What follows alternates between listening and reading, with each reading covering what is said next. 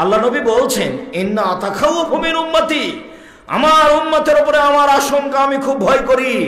আমি মুহাম্মদ আমার উম্মতের উপরে আমি তিনটি ভয় করি। এক, আইম্মাতা মুজিল্লিন, ভ্রান্ত হুজুর। এক হুজুরে বই টেনে ছিঁড়ে ফেলে দিচ্ছে, আর এক হুজুর বলছে হাত তুলে দোয়া চলবে না। হুজুর হবে ভ্রান্ত, এটাই আমার ভয়।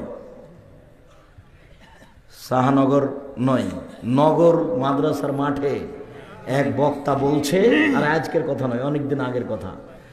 নগর মাদ্রাসা মাঠে এক বক্তা বলছে যে আব্দুল কাদের জেলানির মা ফকিরকে ভিক্ষা দিতে গেল, তখন ফকিরের মন পরিবর্তন হলো আব্দুল কাদেরের মাকে দেখে, তার সাথে সে অন্যায় করতে চায়, ফকির অন্যায় করতে চায়। তখন আব্দুল কাদের জেলানির পেট থেকে বের হয়ে ফকিরকে হত্যা করে দিল। তো তাহলে আব্দুল কাদেরের হত্যার হুকুম জন্মের আগে হয়ে গেল কেন? ওই লোক তো আর তার মার সাথে জেনা করেনি। আর জেনা যদি করে, আর ও যদি অবিবাহিত হয় ফকির, তাহলে তাকে 100 লাঠি পিটাতে হবে, হত্যা করা যাবে না। কিন্তু আব্দুল কাদের জেলানি যে পেট থেকে বের হয়ে ওকে হত্যা করে দিল যে, তো এখন বক্তা এটা বললো না যে পেট থেকে বের হয়ে যে হত্যা করে দিল, তো পেটের ভিতরে গেল কিভাবে? আর এখনো তো তার জন্মের সময় হয়নি, এটা কেউ বলে না। এটা বক্তব্য আহলে হাদিস মাদ্রাসার মাঠে চলে।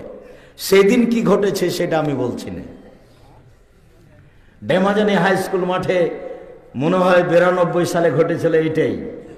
চেয়ারম্যান সাহেব ছিলেন সেদিন। ভদ্রলোকেরা এইভাবে টেবিল থাপড়ে বলেছিল দোয়া চলবে। সেদিন আমার কথা বলার মতো পরিবেশ ছিল না ডেমাজানি হাই স্কুল মাঠে। সেদিন চেয়ারম্যান সাহেবের ক্ষমতা ছিল অনেক। তারা টেবিলের উপরে আঘাত করে বলেছিল এইসব কথা। আমি আজও বলছি, পড়তে পারে এই সাহস আমার সামনে রাখে, এটা আমি মনে করি না, অহংকারও করিনি, গৌরবও করিনি। ফতোয়া দেওয়া তো বহু দূরের কথা, ফতোয়া দেওয়া তো বহু দূরের কথা। হাদিস দেখে পড়তে পারে এই সাহস আছে, এটা আমি মনে করিনি।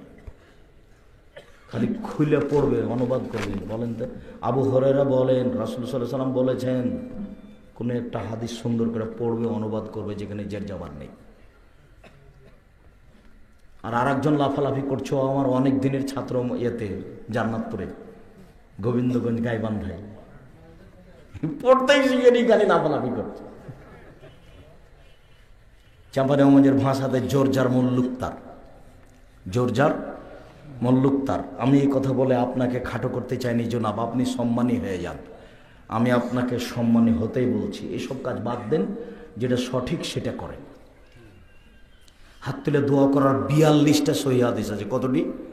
42টে। 36টা খালি বুখারী মুসলিমে আছে। 16টা স্থান উল্লেখ করা আছে হাত তুলে দোয়া করা বই, আব্দুর রাজ্জাক বিন ইউসুফ। দোয়ার বইটাই বের হয়ে গেল প্রায় 15-20 বছর। আমি তো হাত তুলে দোয়া করতে বলছি, হাত তুলে দোয়া করেন, রাসূলের পদ্ধতিতে করেন, এইরকম ভাবে কেন?